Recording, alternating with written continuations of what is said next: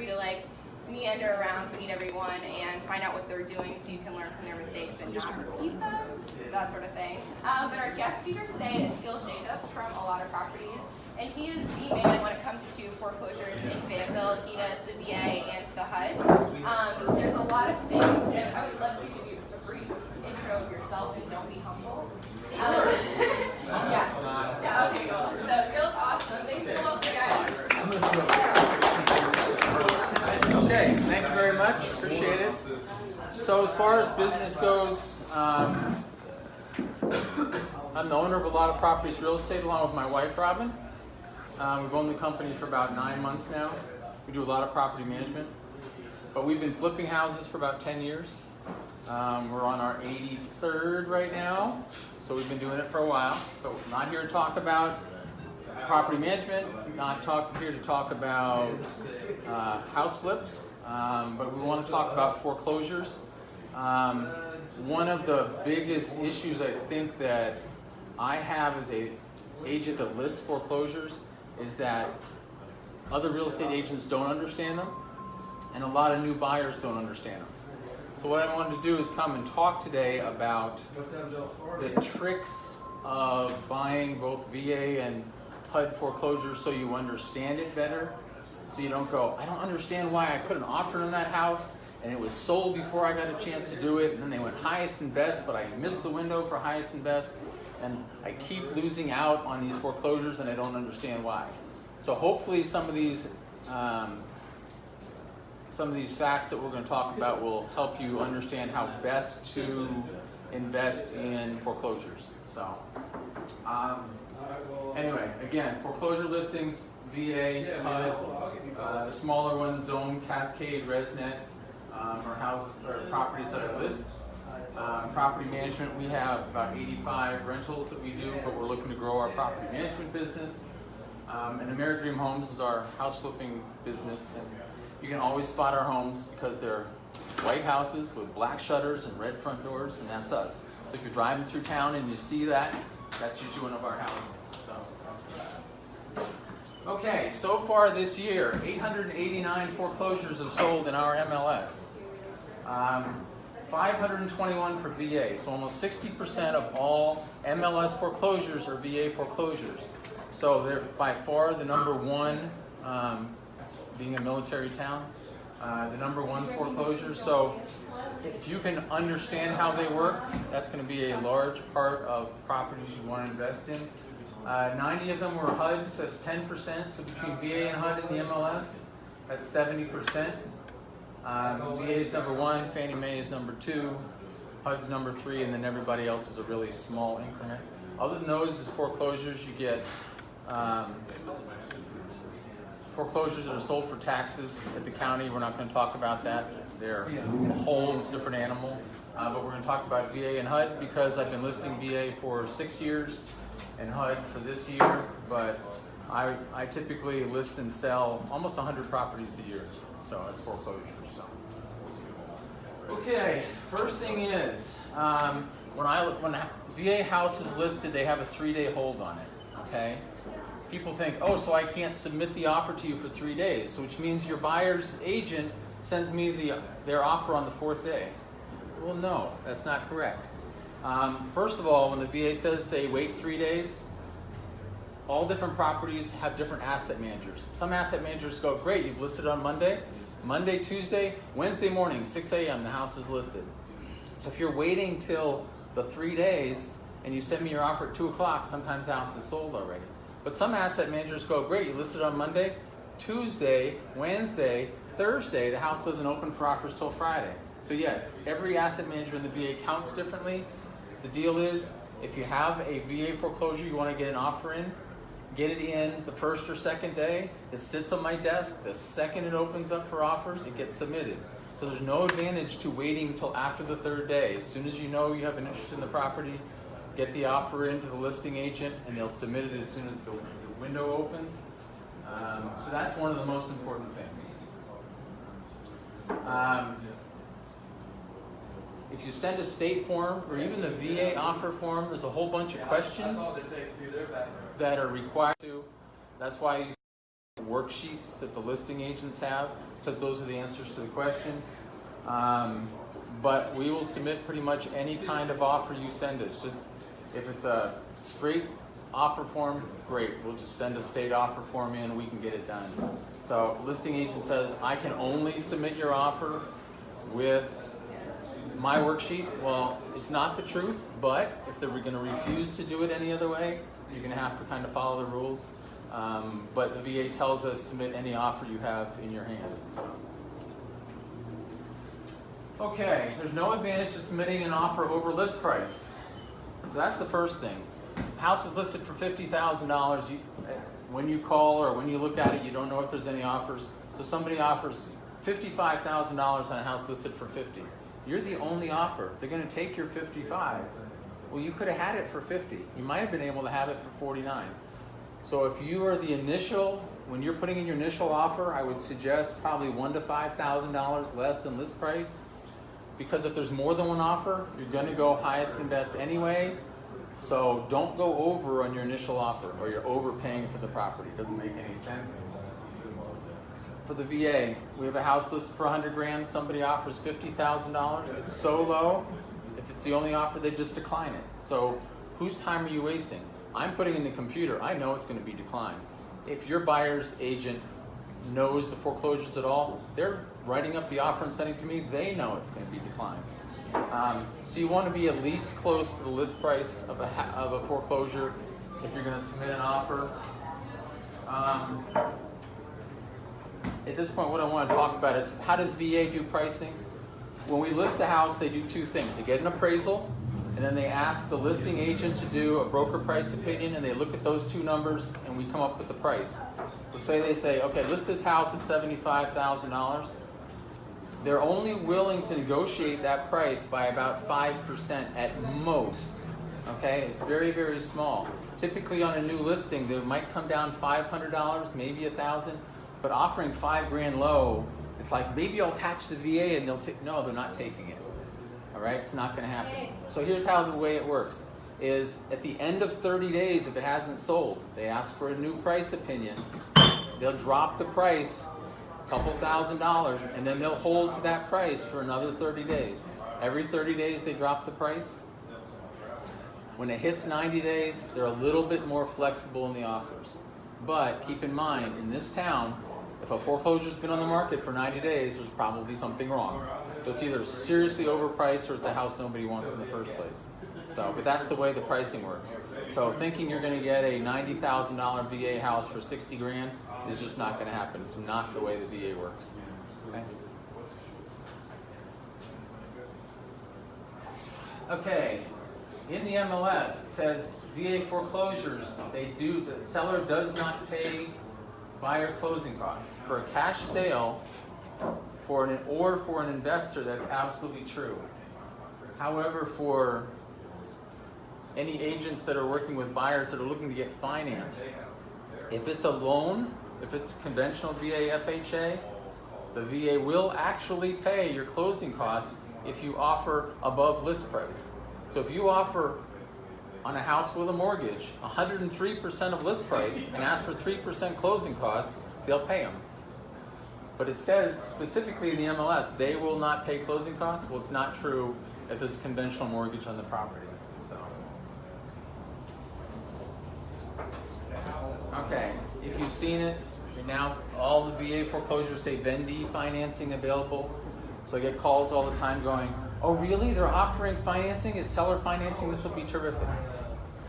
It doesn't mean that their standards are any easier than a bank's standards would be, but this does include investors that if you go to vrms.com, you can find the properties that VA is listing as a foreclosure.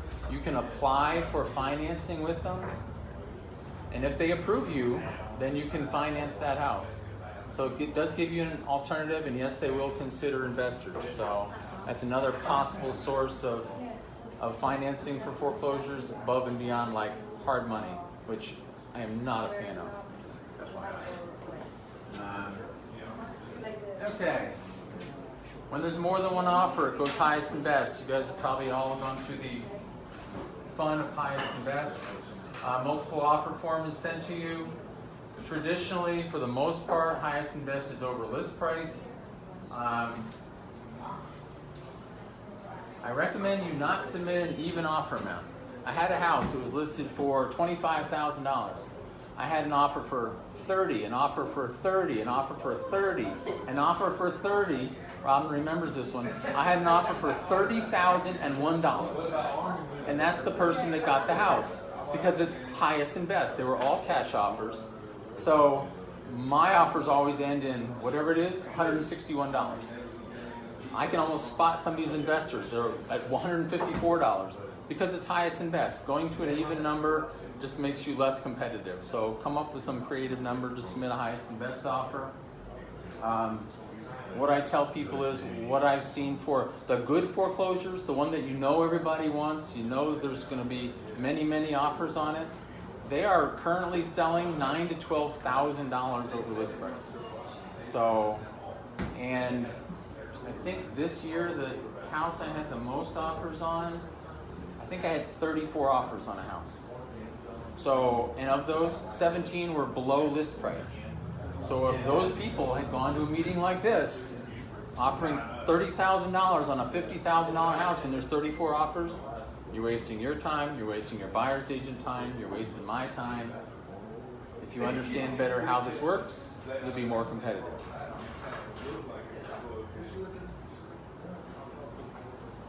Okay, this is just kind of on the real estate side of things. If your name is John Q. Smith Jr. and you send me an offer for John Smith and your proof of funds from a hard money loan says John Smith Jr., you're going to have so many headaches, it's unbelievable. The VA, if it's John Q. Smith Jr., the contract has to be John Q. Smith Jr., the financing qualification is John Q. Smith Jr., and the deed is taken in the name John Q. Smith Jr. Seems pretty simple, doesn't it? However, I get John Q. Smith Jr. Deed taken in the name John Smith. Proof of funds John Smith Jr. It's like, no, it's just such a pain in the butt. I got to go back to the buyer's agent. You need to get all these documents to line up. VA is very particular about everything like that. Just kind of an FYI. No, go ahead. If it's taken in a business name, I need a copy of your articles of incorporation. The person that signs the contract for VA has to be somewhere on the articles. If they're not, if you have an operational working agreement with the corporation, their name at least has to be on that. But then you need to send the listing agent the articles, the operating agreement that has the name on it, and all that has to get submitted. They have to be able to show the person signing for it is allowed to sign for it right up front. Okay, on MLS sheets, one of the things it talks about is, in the remarks it says, this house is in flood zone X. Everybody says, oh my God, I'm buying a house in a flood zone, I don't have any interest in it. Well, this is kind of one of those government things that doesn't make any sense. Flood zone X means it's not in a flood zone. That's what the X is for. Almost every house, I shouldn't say that, a large number of houses in Fayetteville are in the 100 to 500 year floodplain, which means every 500 years you could get a flood of a foot or more of water. Well, guess what? We've been through 2 of them in 5 years. But you're still not in a federally designated floodplain, so you're not required to have a flood insurance. That's what flood zone X means. So just understand that. It doesn't mean you're in a flood zone. It means you're not in a flood zone.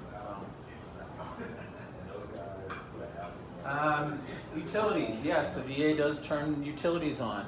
For a VA foreclosure, the electricity is supposed to be on already when you view the house. The water is turned on at the street, so for an inspection, the listing agent has to go out and have the water turned on at the street and then have the house dewinterized.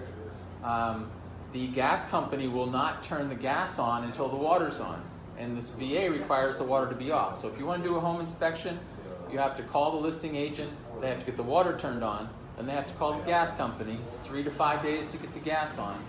So if you go under contract 2 days later, you show up for your home inspection and didn't tell the listing agent, your gas isn't on, your water's probably not on, your home inspector's going to have to go back out, you're going to have to spend more money.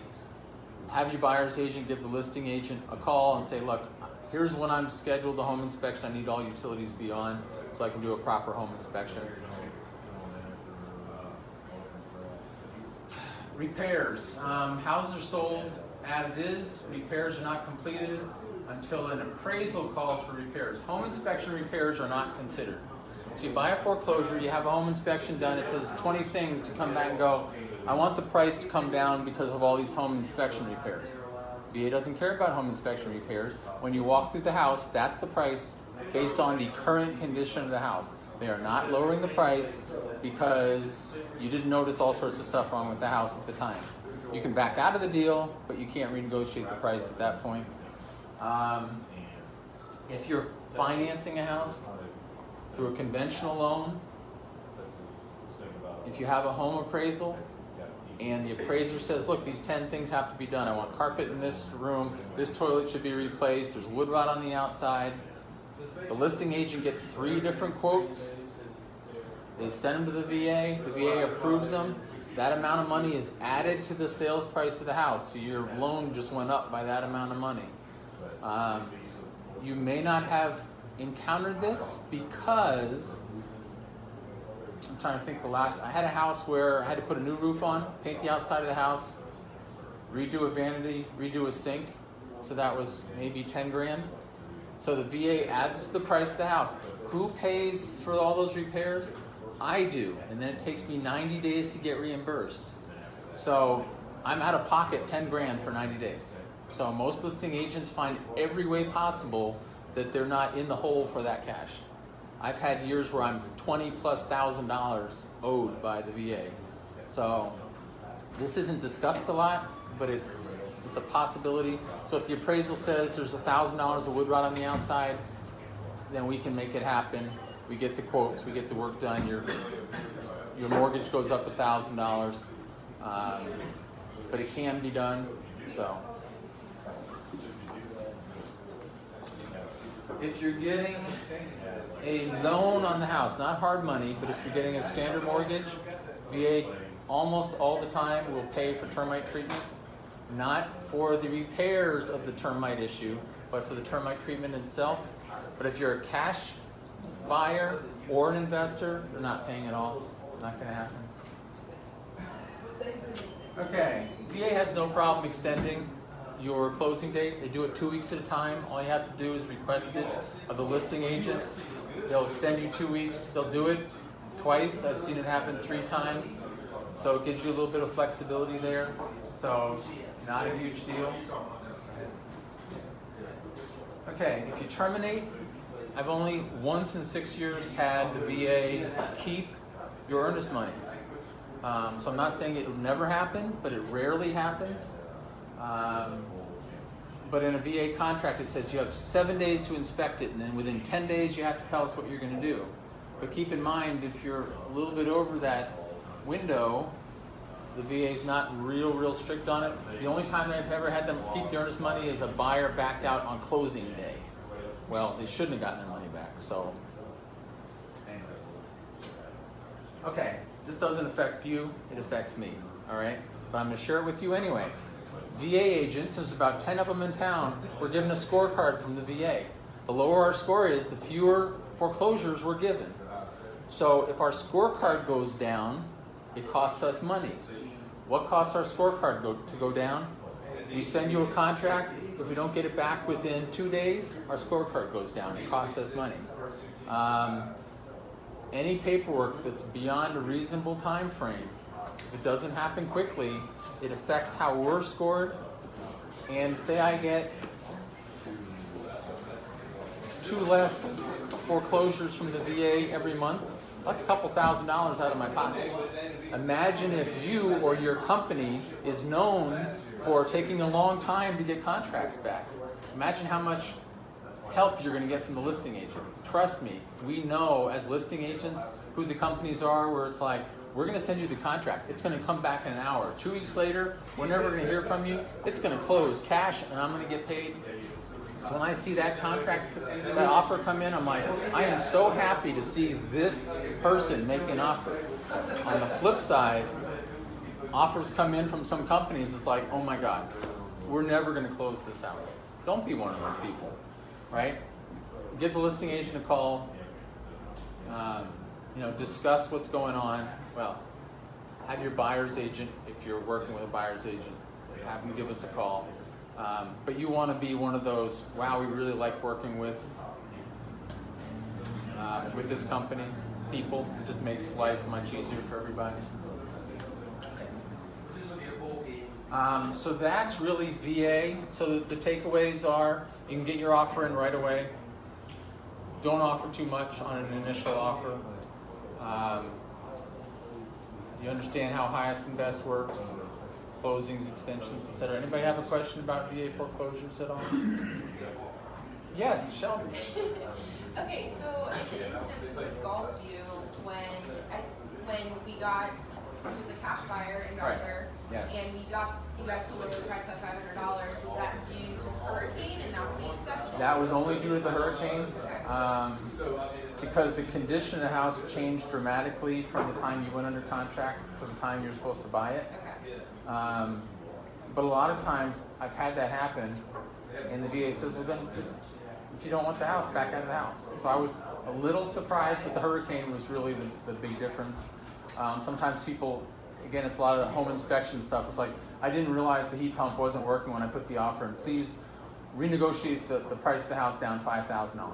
And the VA says, well, A, you should have known, as you're walking through, that it's based on current condition, you can't negotiate the price. And understand that if the house is listed for $40,000 and you went under contract for $40,000 and you decide there's more repairs than you thought and you want me to bring the price down to $35,000, there's a good chance that on my desk I have another offer for $36,000, $37,000, $38,000, and $39,000. And the VA knows it. It's like, why would they drop the price $5,000 for you when they can have you back out and sell it for $39,000 a day later? So, okay. So that's VA foreclosures. And as far as this goes, if you ever have any questions about either VA or HUD foreclosures and you don't understand it, or your agent doesn't understand it, feel free to have them give me a call and just talk about it. A lot of times agents just don't understand and they kind of guess, and it can cost you some business. I have one more question. Yeah. Okay, in regards to trends, so Yeah. this is my assumptions. I'm Yeah. not, the VA listing agent. So super hot, competitive for the price range 30 through 60 even. And then do you see the same level of competition for the 9 to 12 grand over for the hot properties even when they're much higher priced? I would say no, unless they're terribly underpriced. I mean, there are some, we came across a house in Jack Brick that was 80 grand that probably should have sold for 175, and it was in good shape, fair shape. Do you know the house? They have a swimming pool? Yep, swimming pool in the backyard. That house, it was listed for like 75 grand. I'm like, I would pay $100,000 for this house. I would go 25 grand over list price. So if I would, that means another 30 agents would. So, and sometimes I recommend to the VA to list a house for 90, and they'll list it for some reason for 75 because they don't think I know what I'm doing. They list it for 75, and all of a sudden you have all these offers. And on the flip side, you'll see houses that are 1,200 square feet and they're foreclosures and they're in fair, maybe condition. They're 1,200 square feet, they're listed for $115,000. That's retail, yeah. But it's a new asset manager, all different asset managers with different properties. And if they don't know me yet or don't know one of the other listing agents yet, they just decide they know better and they'll learn. We know our market pretty well. So. Okay. Okay. Yes, ma'am. What's the website again where you can find the You mean for Vendy financing? VRMS.com. Okay. Okay, VA is the easy one. Anybody here buy a HUD foreclosure? 1, 2, tried. What a pain in the ass, right?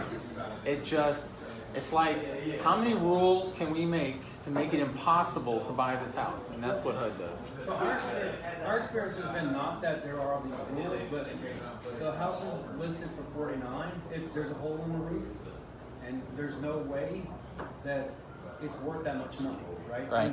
And you go 120, 180 days, and the price will go on the market, come off the market, go on the market, come off the market, go on the market, come off the market. and the price never changes. And the conditions of the property just continue to be degraded, and it's still $49,000. You're like, well, I wouldn't have paid when you first listed it, and I'm definitely not paying now after the hurricane for $49,000, and it just continues to sit there. Well, and I'll tell you, when you see it go on and off the market repeatedly, it's because it's gone under contract, Yeah. and then they backed out, and then it went under contract, and they backed out. Yeah, it's Well, the just. person who took the pictures of this house actually took a picture of the hole in the roof. So once you go on the website and look at it, and you see the big hole in the roof, then you realize like you're under contract for something that you don't want. Wow. It's horrible. It's just sitting there. It's in Spring Lake. There's a hole in the roof. If you guys haven't realized yet, foreclosure companies do not want listing agents to put up pictures of problems of the house. So if you go on the MLS and there's a picture of bathroom, bathroom, bedroom, bedroom, outside, outside, where's the picture of the kitchen? The kitchen's horrible. They don't want you to put the picture up. So be thinking about what pictures are missing, and that's usually what's wrong with the house. Or you just have a picture of just the front and the back of the house. The whole inside is just an absolute mess. So, but yeah, HUD is... And okay, so we'll get into HUD a little bit because there's some things I want to talk about. So, okay, we're gonna go through. This is for agents on how to get signed, because even agents, they rarely do HUD transactions. It's a pain, right? So I got to get the NAID number from your broker in charge, and then get signed in and logged in, and then have to. It's a problem. So, go ahead and through that one. Keep going. Keep going. Keep going. Keep going. Let's go past these.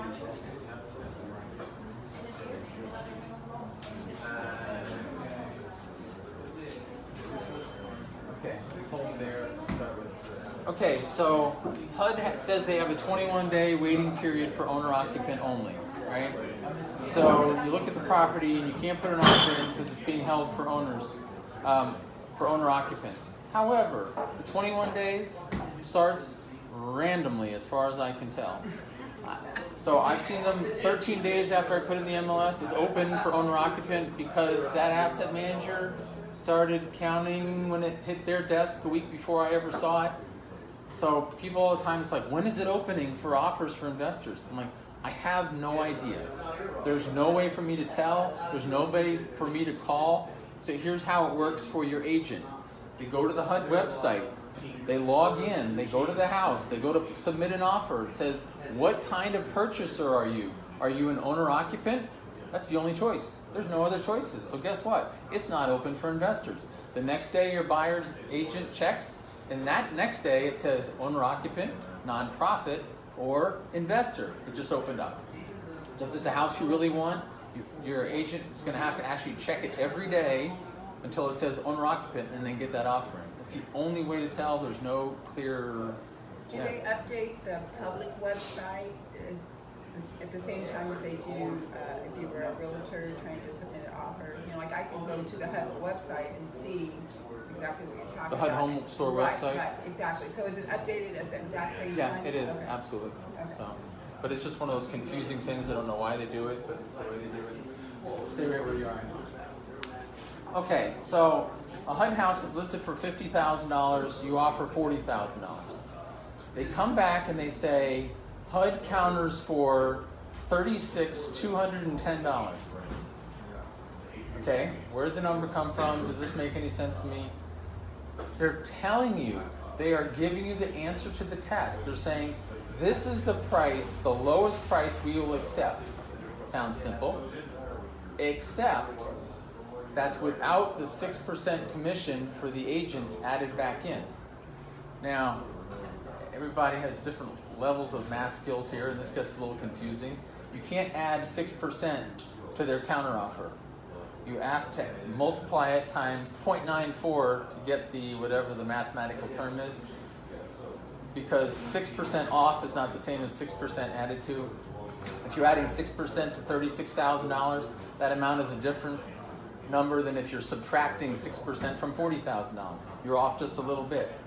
So the offer you make minus 6% has to come to their counteroffer. But if you counteroffer that amount, the house is yours. They're telling you the number. So the problem is if you don't realize what they're doing and you start negotiating and somebody else starts throwing offers in, now you have a chance of losing the house. But if they counter to you, they're telling you, if you offer me this, we'll take the deal. So, but they don't say that in clear terms, but they're telling you exactly what you have to offer to buy a HUD house.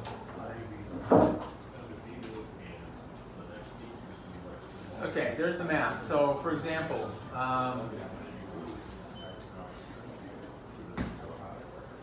HUD says they'll counter a house for 50 grand. You're thinking, okay, I just add 6%, I'll offer 53,000. No, you actually had to offer them $53,192 because if you take the 6% off that, that's how you get to the 50 grand. So that's the math of it. It's a little weird. They don't explain it to you, but that's how it happens on a HUD. So.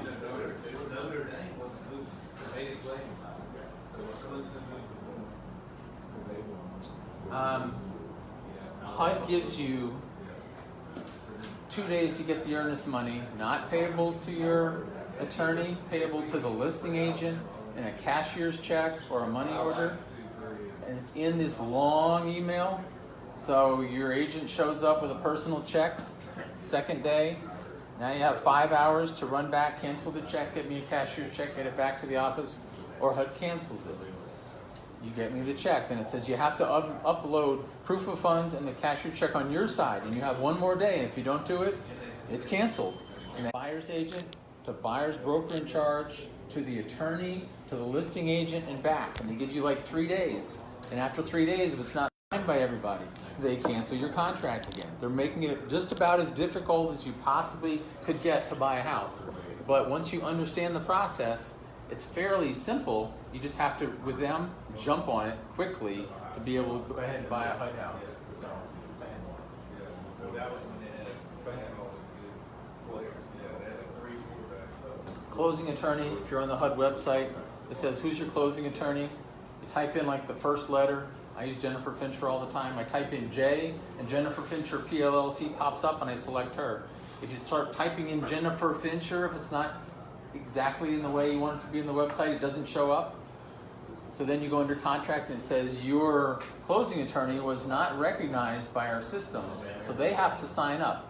So the attorney has to send their attorney license, their E&O, their insurance, submit it to HUD. It's a pain in the butt. So just type in the first couple letters. If it shows up, great. If your closing attorney isn't already a HUD person, maybe you want to change attorneys. Just saying.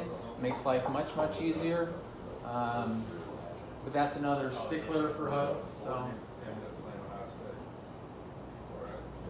Owner-occupant, you're telling HUD that you're going to live in the property as your primary residence for 12 months.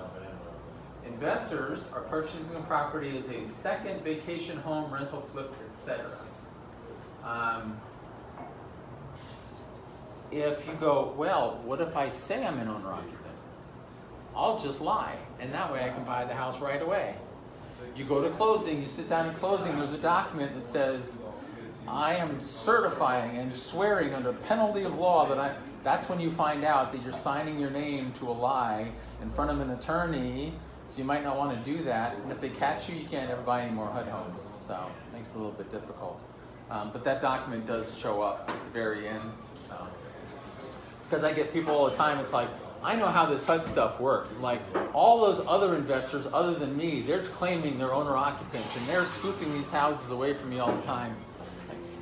You know what? What is there, 900 foreclosures sold in this town? You're going to buy maybe 10, 15 a year. It means there's 885 houses you didn't get. Don't be worried about everybody else. There's plenty out there for you. Just focus on what you can buy. Okay. If it wasn't difficult enough for HUD, now you want to have a home inspection. Will HUD turn on your utilities? No. Can you ask HUD to turn on the utilities? They still won't do it. There's a form online. You apply to HUD, and HUD says, okay, we will now allow you to turn on the utilities. So after they've approved you, now you can go turn them on in your name and pay for the utilities long enough to have your home inspection. So it's like a week and a half for you to get approved just to go ahead and have a home inspection on the property. So there's the link, but your listing agent will give it to you down the road anyway. Earnest money, we talked about it already. Cashier's check or money order made out to the listing agent. It's either going to be $500 earnest money for purchases under 50 grand or $1,000 earnest money for purchases over 50 grand. So pretty straightforward. So when they ask you for earnest money, it really doesn't matter what number you put in. They're telling you what you have to pay them anyway. So on the online application, it's either going to be 500 or 1,000.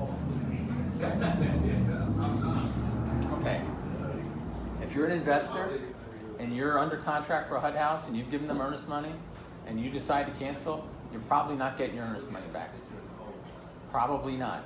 That's why the earnest money is made out to the listing agent instead of the attorney, because you can fight with the attorney to not give the money back to the seller. But HUD, who is my seller, so basically they're employing me to do this, says, nope, earnest money's canceled, give it back to us. So I've probably given, just me, given HUD $6,000 or $7,000 of earnest money back this year, because they keep your earnest money. So if you're going under contract and you're an investor, make sure you want the house, or you're probably going to lose that cash. All right.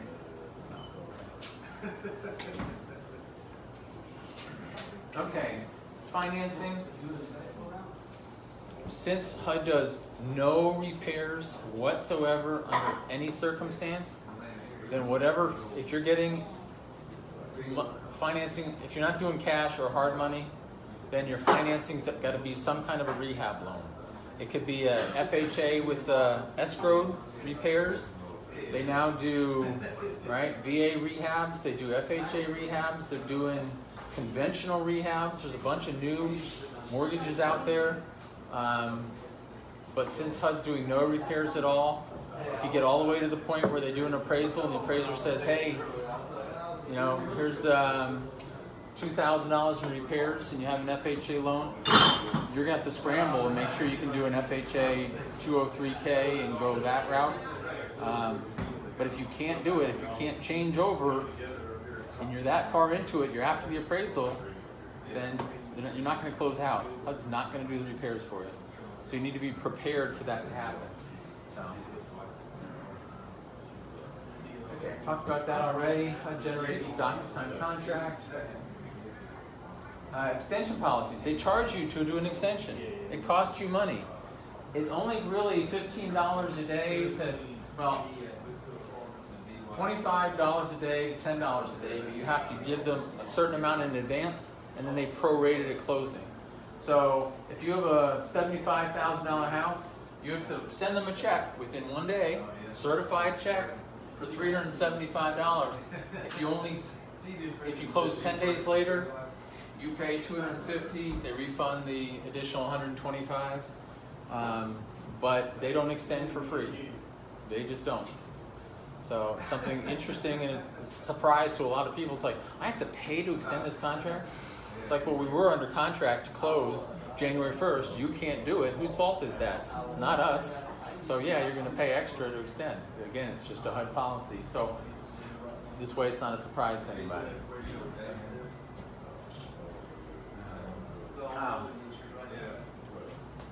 All the doors are rekeyed for HUD.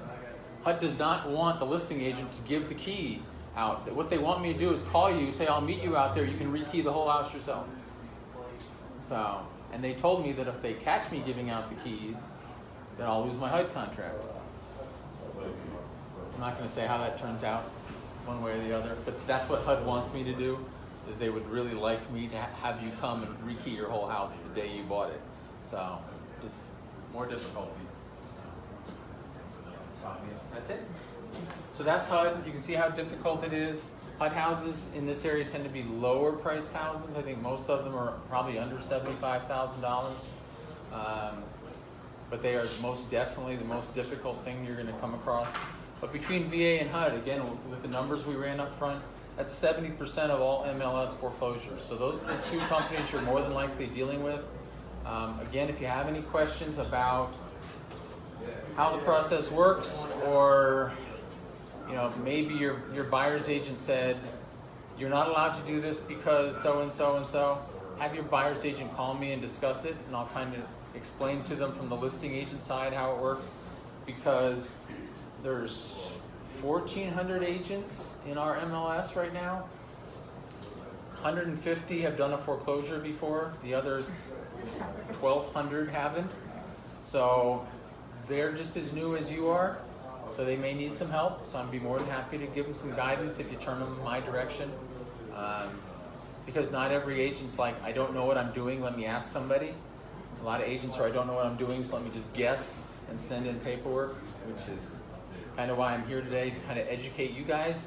So you're a little bit more educated when you're submitting offers, and it'll be an easier process for you. So, any other questions?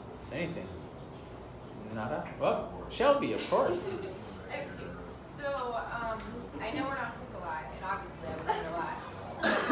But do you know of any circumstances where someone bought a HUD or VA, as, you know, VA you're supposed to intend to live the property, and have you heard of any circumstances where people have been caught?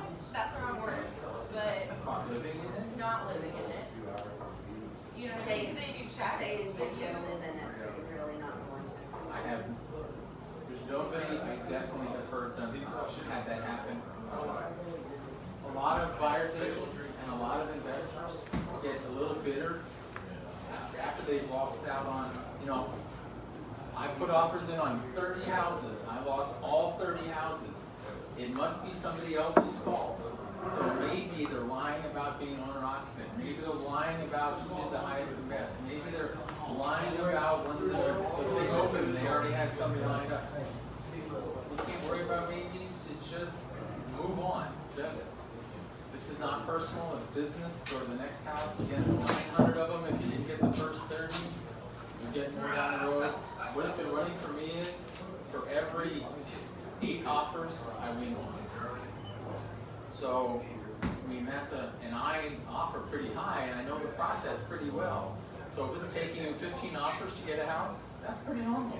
It's not like somebody's out to get you. It's just the way the business has been running. We started flipping in 2008. In the MLS, any given day, there was 250 foreclosures. And as far as I can remember, there was probably 3 or 4 flippers.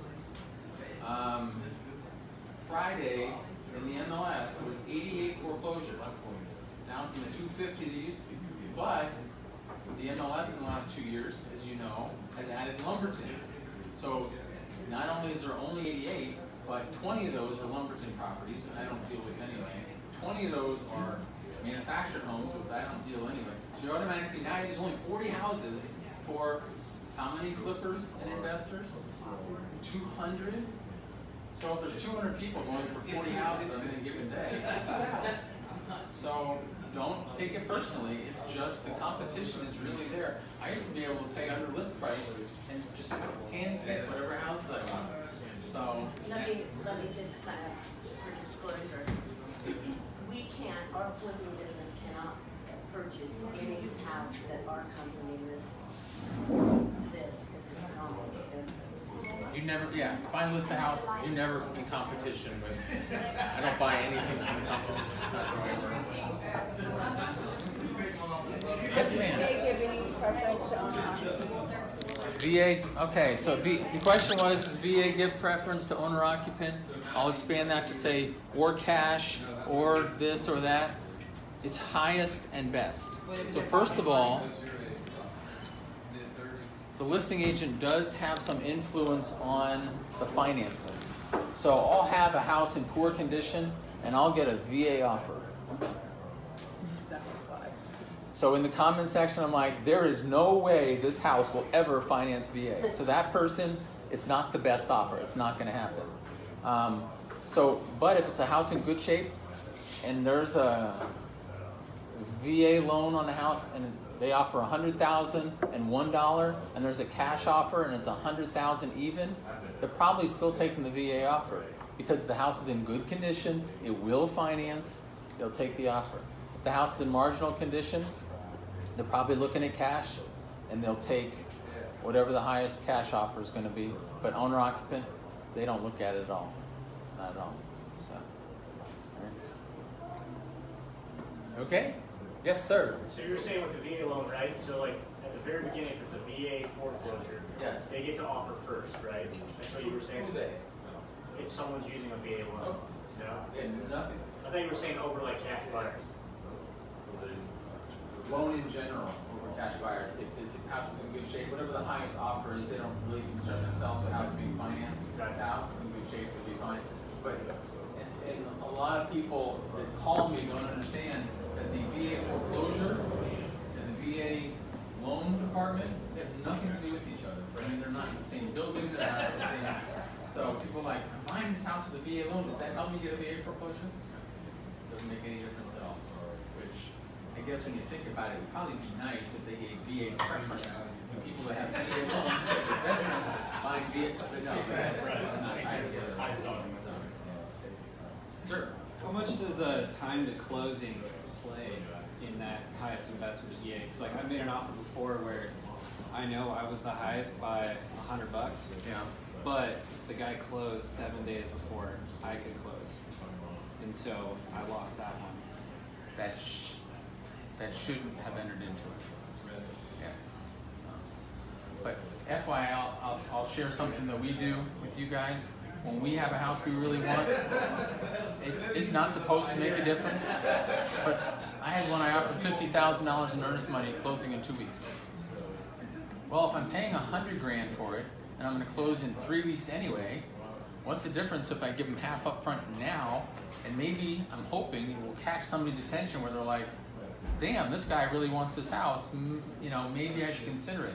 Although the VA says the highest offer gets the deal, I'm kind of hoping I can sway them a little bit. So who knows? But if you're the highest offer and your offer, the next offer down was cash, they should have taken your offer. So why they didn't, I don't know. But that's one of those things. You're not an agent, are you? Okay. Your agent should be able to call the listing agent and say, this was my buyer's offer. This is what I see it closed for. Can you please tell me why I didn't get it? You can at least inquire. And